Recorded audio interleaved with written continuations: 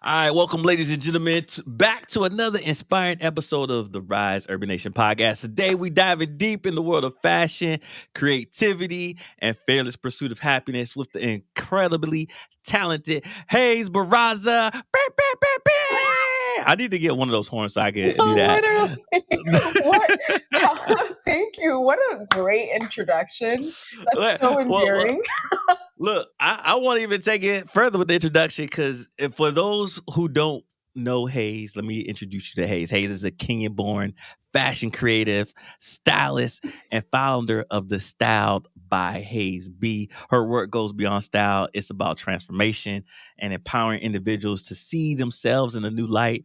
From makeup artistry to self-confidence coaching, Haze is all about helping people shine inside and out. Get ready to learn how she turned her passion into power and created a life rooted in abundance. Did I do that? Did I do that justice? Yes, you did. That's amazing. That's amazing. Yeah. Yo, Thank you for you're welcome. such a kind introduction. Whoa. Thank you, But Taryell. that's all you. That's all you. Listen, I'm gonna take it back to our green room discussion because we was having great conversations. We was in flow before we started in here, Yeah, and I was going down your Instagram rabbit hole, and I mean, you killing it in the fashion scene. Yes, clap it up to that. But I was telling Haze, I was like, man, listen, your fashion stuff is creme de la creme. But what I'm really interested in is the messages that you started to do outside of fashion. I was like, man, you need to do more of that. Like, your messages were spot on, inspiring. I don't see a lot of people in the fashion industry just doing that, being real and giving the real life messages and themes. You know, I just need you to do more of that, Ma. I just need you to do more of Oh, that. thank you so much.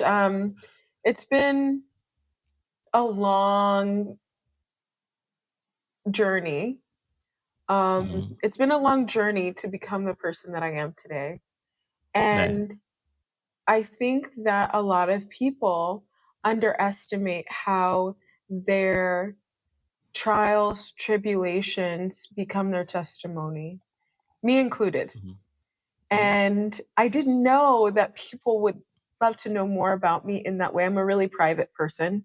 And Yeah. so, but in the same breath, like I have a very duplicitous like personality. So, I'm like this, but I'm also very private as well.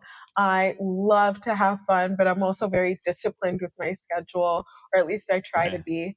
Um, there are moments where I'm super extroverted and then other moments where I love my alone time. And Mhm. so, working in such a public space, I had a lot of um, internal conflict about how much of my story should I share. Yeah. And it really isn't about me, it's Mhm. about helping the next person save their life. And Mhm. not only just save their life through what they wear, but it's what's within them. It is not the clothes that I wear, it is what is within me that makes me shine. And I've always known from a very, very, very young age what I was going to do with my life. I knew I was going to be a fashion designer. I knew I was going to have Haus of Baraza. Um, but I didn't know how I was going to get there necessarily. And I didn't know how big my mission was. Like, I always knew I was special. But then there was another part of me that really struggled with mental health. And I guess we're going to get into it because I've never shared like my full story. So Yeah. I'm just going to go for it. Yeah. So we're gonna get into that because I want to know the whole story, and the reason why. I mean, me and you hit it off the first time that we Yeah. got on the phone and conversation. Wait, remind me back. How did we? Who first connected us? How did we? Was it at Startup Ooh, Week? Like, what? okay. How did that happen? Okay, so this is a fun story. Okay. One of my clients, she was at a startup business networking event for a bunch of Uh, like really cool different industries in San Diego. And she was like, I met the best guy. And she was like, I want to put you in connection with him because you're doing entrepreneurship. He's doing entrepreneurship and he does a podcast. Like, you guys would be that would be a really great conversation. I was like, yeah, Let's get Right. connected. And then she connected us on LinkedIn. Yeah, then we got that first phone call and we just hit it off. Yeah. Um, as you know, my roots are Nigerian roots, and so Yeah. your roots are Kenyan. So we had that African connection already. So let's Yes. start there with your journey, because tell me a little bit more about your roots in Kenya and how your passion for fashion and creativity began. Because I don't know about you, like Nigerian culture, like the only thing that's my father said I was going to be was the doctor, lawyer, or engineer. So like I Say don't it. know how Say you it. Like, and growing up I love art. I used to draw, and he's like, arts, my friend, how are you going to pay arts? Don't my friend, study your books. This arts thing, leave this right. foolishness. Exactly.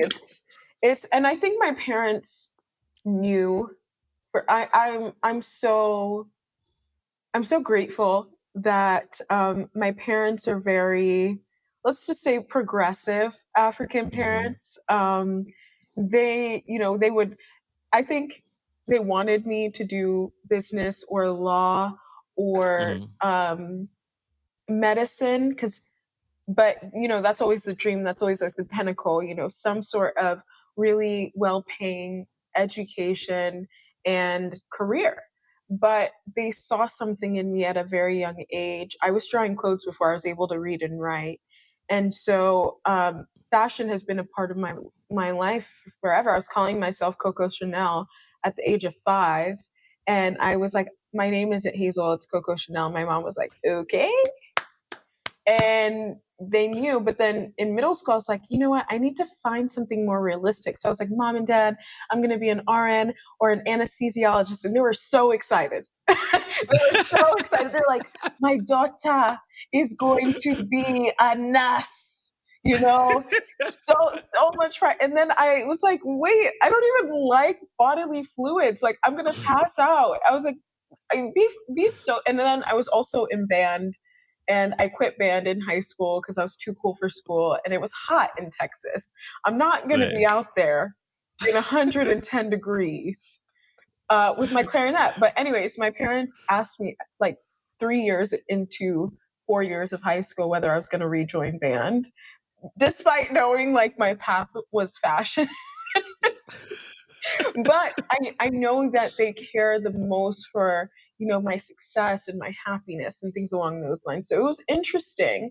But even though I grew up in Texas, I grew up in a very, very African household. I went to a Kenyan church every Mhm. Sunday, sometimes multiple, like Saturdays and Sundays. We were heavily involved in our Kenyan church. And so I had that community on the weekends to grow up with. So I took a lot of pride in where I was born and pride in my culture, and something that, even though I grew up in the suburbs of Plano, um, my parents did an amazing job of making sure that we didn't forget.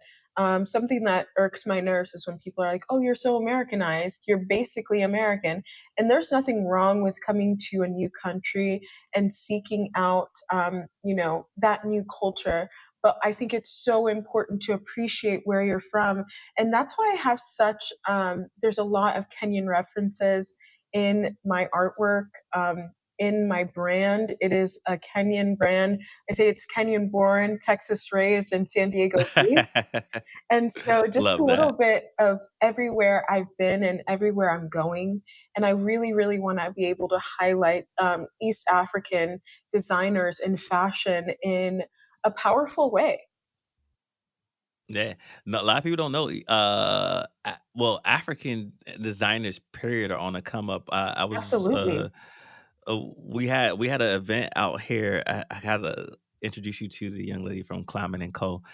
Where they talked about how was it American or British Airways? They used the African designer to redo all the African designs of their, Yes. yeah, and I was like, Yeah, I think I saw that what? collaboration. She's an LA-based designer. I think she is from Nigeria. As we all Yeah. know, Nigerians are high performers in every field. Let's just be real. hey, she said it, not me. She said it. Y'all heard it first. She said it, not me. So don't come for me. She said it. I mean, and something to be so proud of, right? Like the African diaspora trend in music, in art, in fashion, in clothing, in tech. You know, this is a time. What a wonderful and amazing time to be African. Like it's great to be anybody, right? But Man, specifically, finally, the rest of the world is seeing the amazing, incredible talent that we have all offered for a very long mhm, time, but now it's being put at the forefront. And it's amazing that we have all of these West African designers, South African designers, North African designers. But I feel like when it comes to East African designers, I think that there's still so much space to have that representation. And I'm ready. I'm absolutely. ready to showcase what that looks Yeah. like. You know. Um, Absolutely. I believe this. I mean, we've only scratched the surface of oh all yeah. of the African designers from all over the diaspora and what we bring to the table. Some of our work and art has been stolen and been repurposed and colonialized in some of the things that you see around the world. But I think we're at the moment where this pivotal moment where it's going to be brought to the forefront, and with especially with folks like you, like taking some of the things that you've learned in your upbringing, your creative spirit. I mean, it's clear that your journey is both unique and deeply personal, and you have infused that to your work. And I want to talk about some of those challenges you faced as you built this incredible career, because I'm pretty sure mom and dad couldn't give you like all the 411 on how to build a fashion career. I'm sure they didn't have anything to give you when it comes to that. Yeah, yeah. but you know what? Every successful journey has its obstacles. So like, can you like kind of share, one of your biggest challenges you faced while building your career and how you overcame it? My biggest challenge this far has been worthiness. Mm, let's unpack that. Break that down. What does that mean? How worthy do I feel that I'm living in the life of my dreams? Like, so to know from such a young age what I was meant to do did not necessarily make my life easier, because I Hmm. still struggled with identity issues. I still struggled with my confidence. I still heavily struggled with depression, anxiety, trigger warning, suicidal thoughts, like so many Hmm. things, trauma. And I really had to fight for my life. And I had to Hmm. decide that, am I going to continue living in fear, or am I going to be fearless on my pursuit of happiness? Hmm. Yes, there are, this world was not built for me, but I'm made of all the things that this world cannot take. And Hmm. so to be a first generation Black queer woman here in the States, yes, there's so many, and an artist and a creative.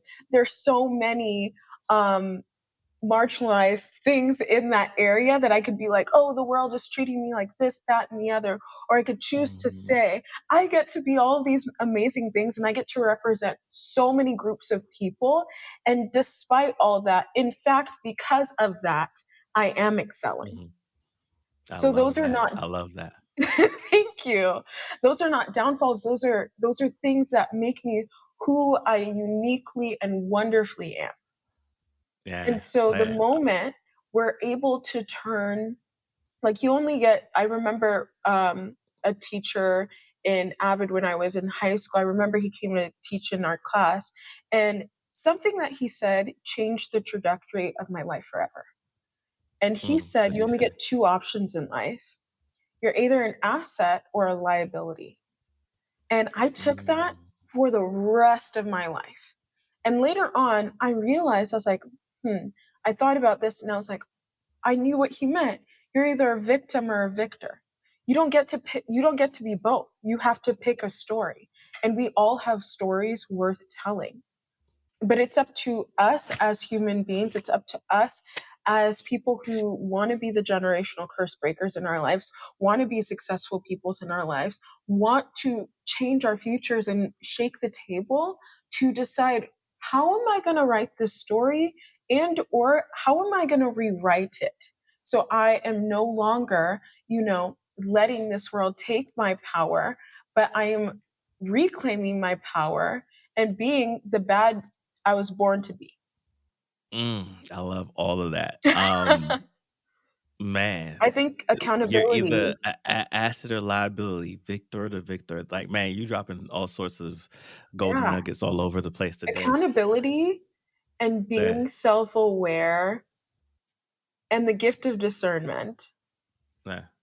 The gift of discernment was something I got early on, and I didn't always want it. And that didn't Why stop me not? Why from did you want it?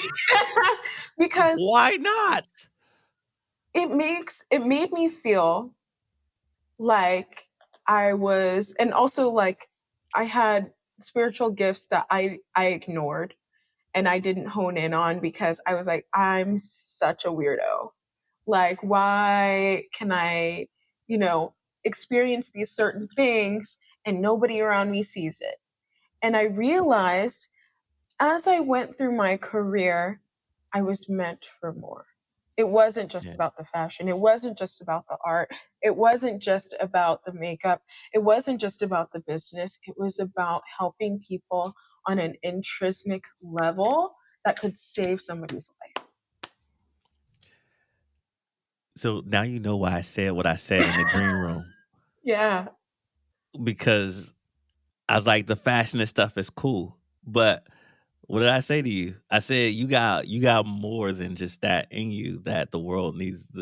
You're gonna change somebody's life, save somebody's life, and heal some people when once you start really spreading your story. Um, you know, and there's so many different layers. I don't even know where I want to go with this, but We could go anywhere. I'll catch it. yeah, because because I resonate with this too, because growing up in a Nigerian household, I know you as you already attest, we are high achievers, or and the reason why we're high achievers is because our parents ingrained that into us, Hmm. and you that you're not going to be anything less than great if you're in a Right. Nigerian household, and if you fall less than great, there's something, they make you feel like there's something wrong with you that you Exactly. Why aren't you doing what this person's doing? Your cousin over yeah. here is doing this X, Y, and Z. And then you're like, why am I not doing that? Oh my gosh. Yeah. I gotta see. I gotta see. We can't bring that home. Like, look, you could get a you could get an A minus. Well, so what happened to the plus? Where was it? Why couldn't we find it? Like, That's why couldn't you intense. find the plus? Uh, what is this A minus? It's like perfection is the only means that and I think that's what, because through my lifetime growing up, I experienced the depression and all that stuff too, and I think it's because of the pressure of growing up African, and the high expectations, especially when you're first generation too, because Yeah. now, and if you have these gifts, it's upon you to excel in the excellence that they bestowed upon you, and to break the generational curses at the same time. And you're trying to figure all of that out at the same time, right? At the same damn time. Okay. At the same damn time. So you holding, like, you try to do both at the same damn time, and no guidance and no information, because you are the first. Right. And part of being the first, right? Like, um, I came to terms with, through my mental health challenges and going through my personal self evolution. It made me gain so much empathy for my parents and a Mhm, lot of my family members, back home in older generations, because oftentimes they were doing the best they could with the tools that they were given, and coming to a new mhm, country, um, to give your kids a shot at a better life, whatever the situation may be, you were surviving. You were living Yeah. in survival mode. Yeah. And because they bet on themselves in that way, we have the opportunity to speak about this. And I think this is why it's so important for us to have conversations like this, because there's a lot of kids. There's I forgot the statistic, but I think the boomer generation is going to be the largest generation to retire in the next, I don't know. I'm just throwing out a number, but 5 to 10 years, if I had to guess, or less. Um, Hmm. and there's not a lot of people prepared to take over because they encouraged their kids to go to college, get a professional, job, go into corporate, right? And so now there's this space for a lot of boring businesses, mom and pop places that could potentially go to, just larger companies, big businesses, because this is what we are taught to do, because that was the path that they knew was safe, they Hmm. knew was reliable. But the moment that we um, got to the adulting phase, the world has changed. The Yeah. rules have changed. And with that, your consciousness can change as well.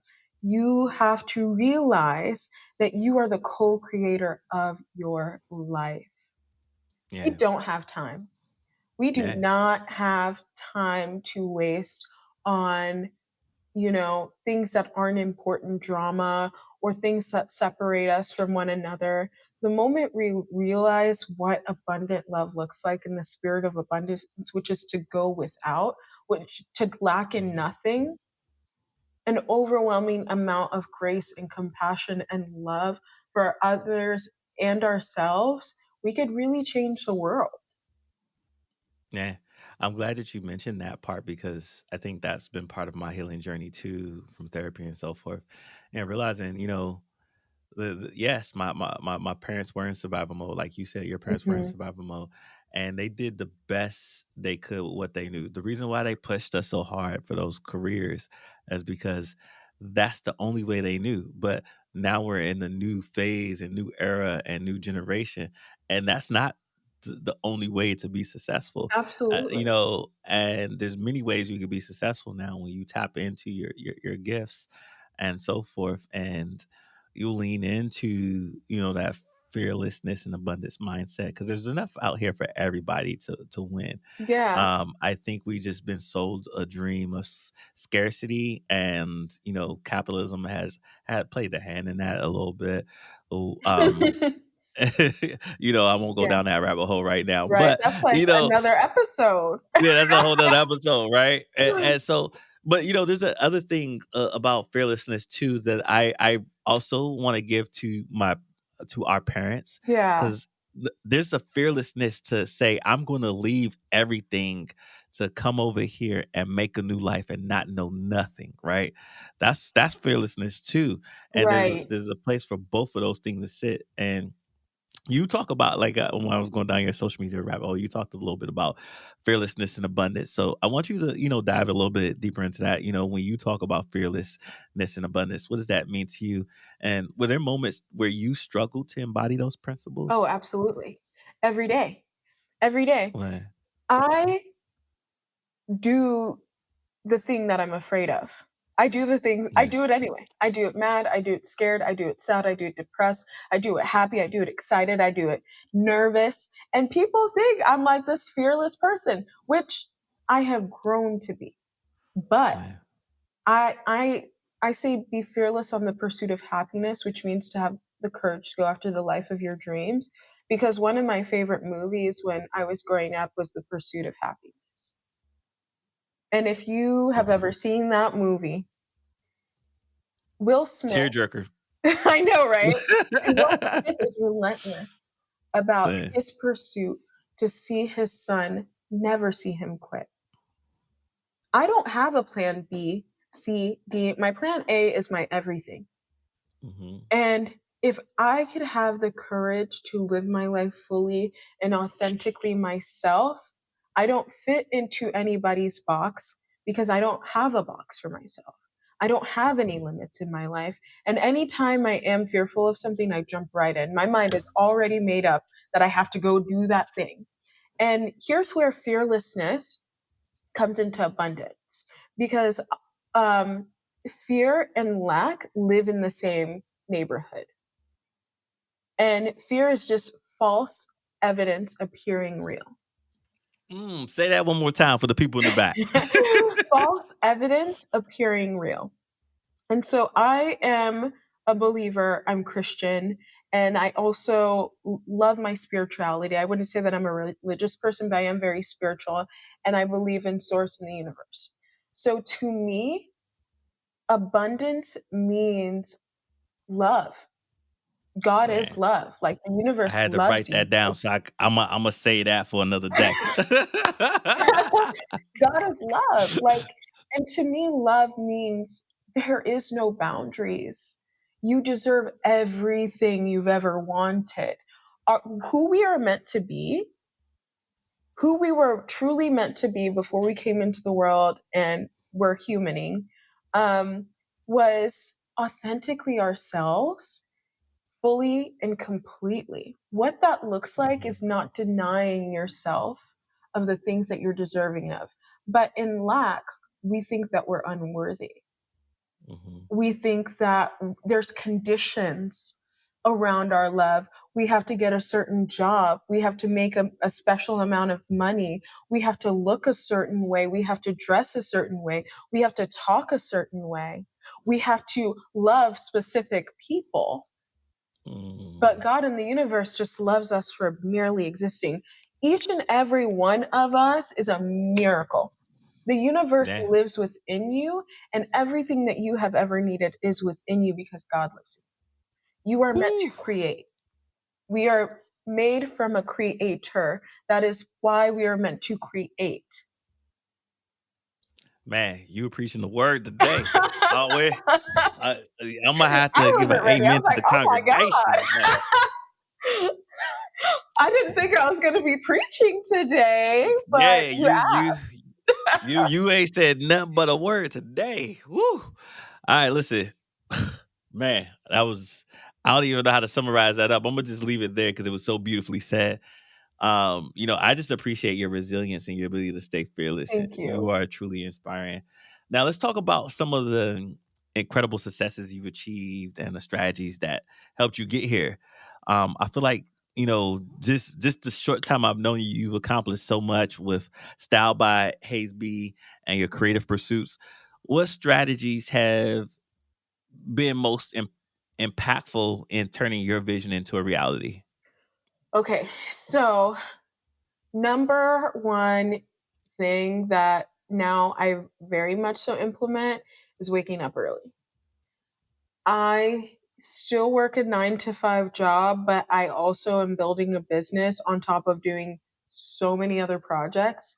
None of that is possible without me waking up early, prioritizing the things that I need to prioritize, and also finding a schedule that works for you.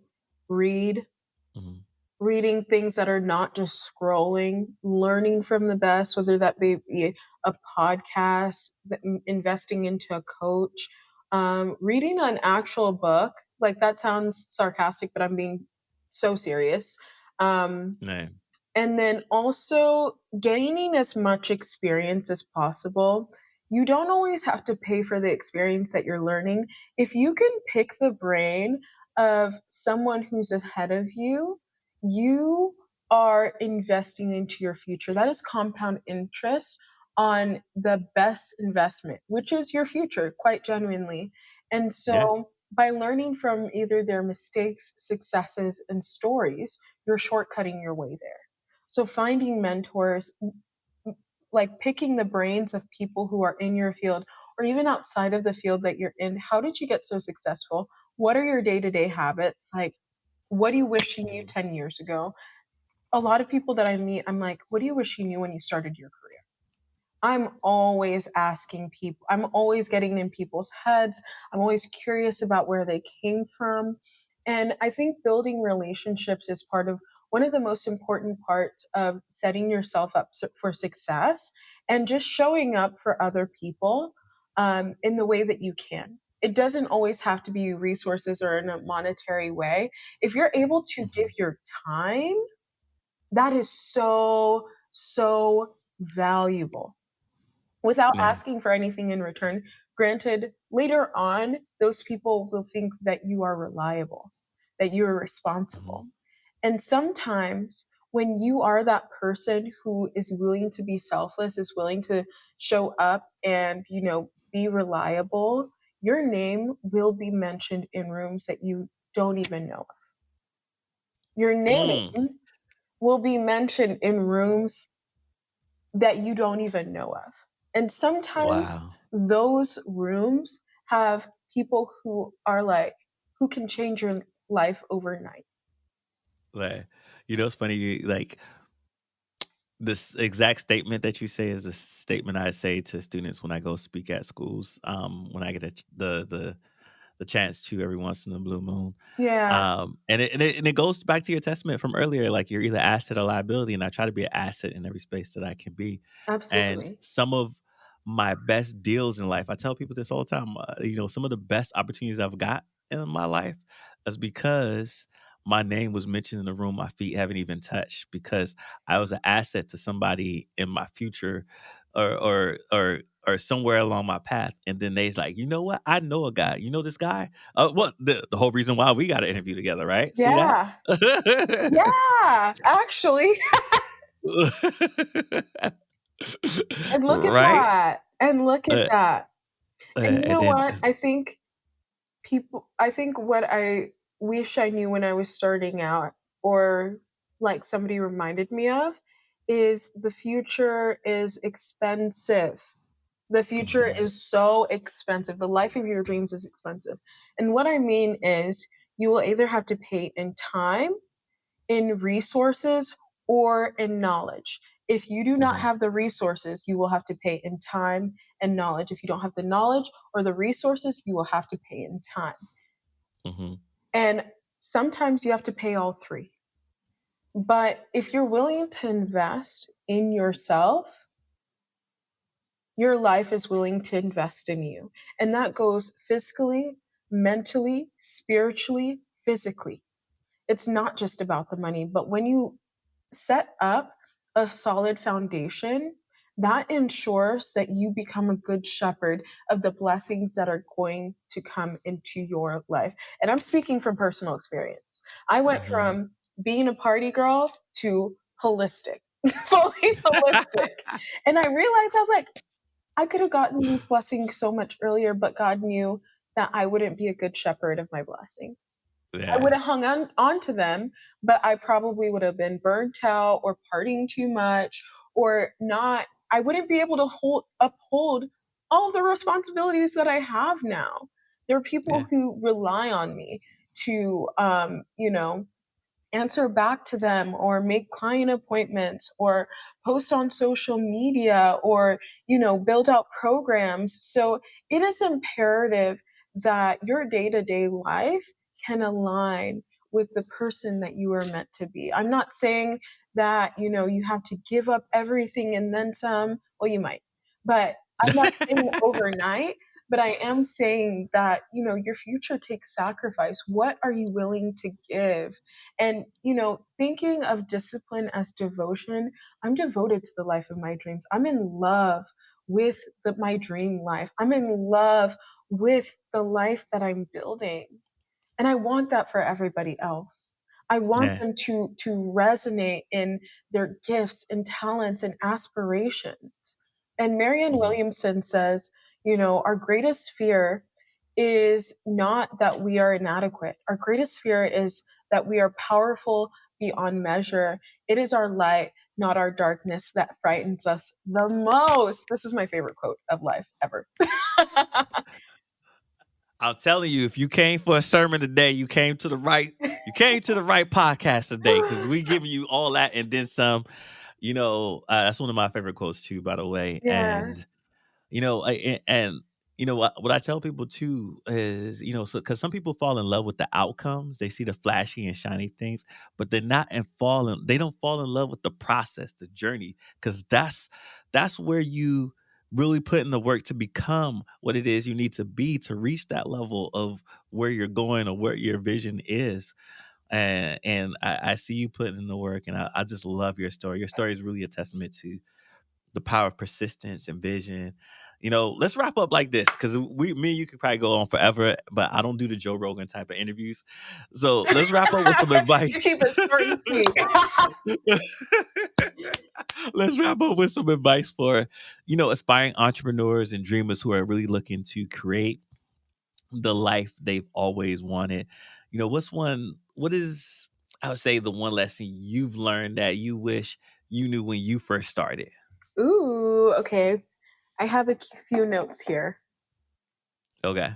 Okay, so my second favorite quote is by Descartes, and it says, Okay. "To attain the truth in life, we must discard all the ideas we are taught." And what that means, you need to reprogram. Well, I'm not going to tell you what you have to do or you don't have to do, but the reason why it's taken me a decade to change my life into the life of my dreams is because I didn't have the resources to build out my who I envision myself to be. So Mm, figure out who that person is as quickly as possible. Rid your life of anything that doesn't align with that and learn the information for yourself. Do not let this world tell you who you are, because if it does, you're not going to like how they label you. You're not going to yeah. like the life that they build for you. And it is great to be in this world, but don't be of it. You Yeah. are meant for more. You are meant for greatness. Who are you willing to become today so that you could become the person that you've always dreamed of, so you could have the life that you've always dreamed of?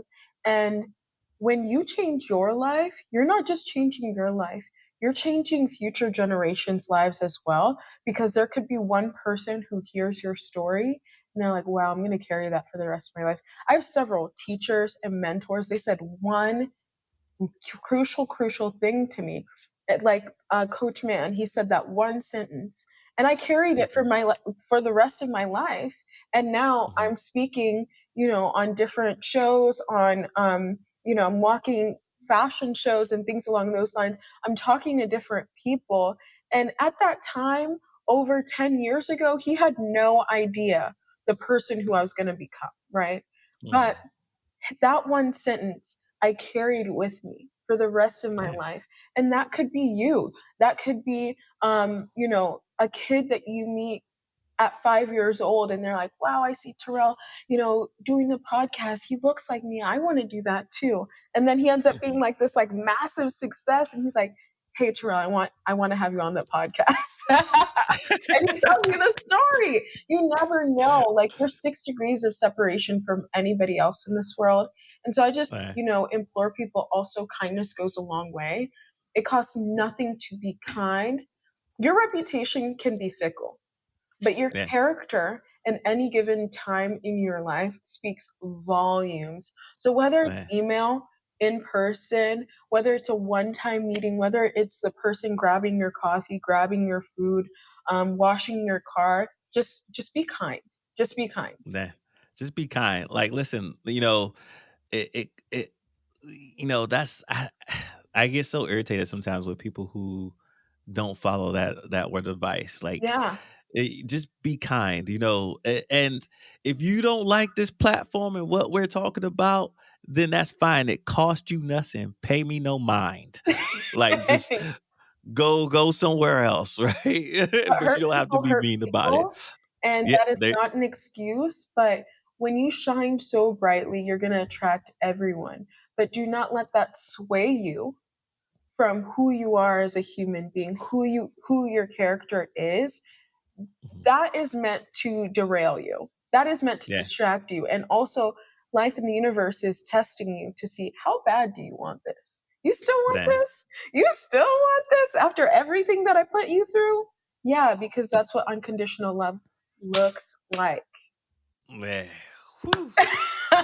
Thank you for all that, and thank you for like just interjecting the piece about the podcast too, because that's the whole reason why I started this Yeah. podcast. You know, I once was that young man, and just like some of your experience, been in places where, you know, you weren't enough, or people didn't look like you, or or and the interesting thing about being first, like being a part of two worlds, this Right. because my mom is, you know, African American, my dad is Nigerian, and you have two different cultures. I have two different cultures going on, and then when you grow up first generation, sometimes you have two different cultures too. You're adhering to the one that you live in your household, and the one that's outside when you step outside of your house, right? Say it. and, and you're balancing those two different worlds, and in both cultures you're never enough. Like, I'm not African enough to be African, I'm not black enough to be We're going to need black. another episode. Yeah, and then you're constantly fighting to find your mark in the world and Mhm. who you are, right? And you know, all that to say, you know, I really built this podcast for so both sides could see, you know, the light in each other, and we need each Yeah. other, and we are all one. And you know, I hope that these stories reach the next generation and current generation so that we can build together as Black Africans, Pan Africans around the world. You know, what advice would you give to, you know, since that's who I'm trying to reach, right? Black and Pan African, especially these young folks who want to be entrepreneurs, who are looking to make their mark. What's some advice you would give to them? Show up, read up, Yeah, and make as many connections as possible. Also, something that helped me when I first started is I did a lot of fashion shows, like volunteered at them, knew them from every angle. And by the time I got to actually starting my career, I had so much experience. So even nice. just like taking any role, whether you're volunteering or being an intern, that really, I mean, people are looking for, I'm always looking for people to mentor, and I'm always looking for people to volunteer because I know how critical that work is, gaining that experience, because when you're able to utilize it, people are like, what experience do you have? And they're like, oh, you're experience because you've already been through the motions, and you Yeah. might have not been paid for it, but later, trust me, you will. It'll pay off in dividends. Yeah, and show up as yourself authentically. Wear the outfit. You have one Yeah. life in this one reality. Wear the outfit, show up as your best self, and do not dim your light to make other people feel comfortable. Mm, love that. Love that. Hayes, your story is an empowering and as it is inspiring. Let's end our show like this. For our audience who wants to stay connected with you, connect with you, and just follow your journey, where can they find you? How can they connect with you? Okay, so my Instagram is styled past tense, Haze B. And then I am also having a summit coming up on January 20th to February 3rd. And this is really going to be about helping female entrepreneurs struggling to unlock their potential, embrace who they are, boost their confidence, and achieve financial autonomy. It's completely free. And so you could join the group Rise and Thrive on Facebook, Rise and Thrive Summit. You'll see my face, purple and yellow logo. But this is going to be incredible. I'm going to have several featured experts on the subject. If you're not a female, if you're just a person, join. It's free. And I'm going to be interviewing a lot of different people, financial advisors, coaches, authors, actresses, like a ton of different people, and they can help you change your life. So make sure to find me on the Rise and Thrive Summit on Facebook. It's a Facebook group. Or you could find me on Instagram, styled by Haze B, or my personal brand, which is Haus of Baraza. Nice. Yeah. And don't worry if you're driving and you didn't get all that. I'm gonna put it on the show notes. I'll make sure to get the links from her. You know, I kind of like that. Rise and Thrive. Is that what you Thrive said? and thrive. You know, that kind of You rhymes are with surviving. Rise We're Every Nation. You know, thriving. that sounds like something we should co-collaborate on. I need to get all the gym so I can put it on my media channel and help support it. Oh, But okay. we're gonna talk about that. We're gonna talk Yeah. about that. Thank you again so much for sharing your journey, your wisdom, Hayes. For our listeners who want to connect with you, Make sure you click on the link in the show notes below. Don't forget to follow Haze for her incredible style tips, confidence boosting advice, and so much more. If you enjoyed today's episode, make sure you subscribe, leave us a review, and share this with someone who needs inspiration to pursue their dreams. Until next time, keep rising, keep shining, and stay fearless. Peace. Yes.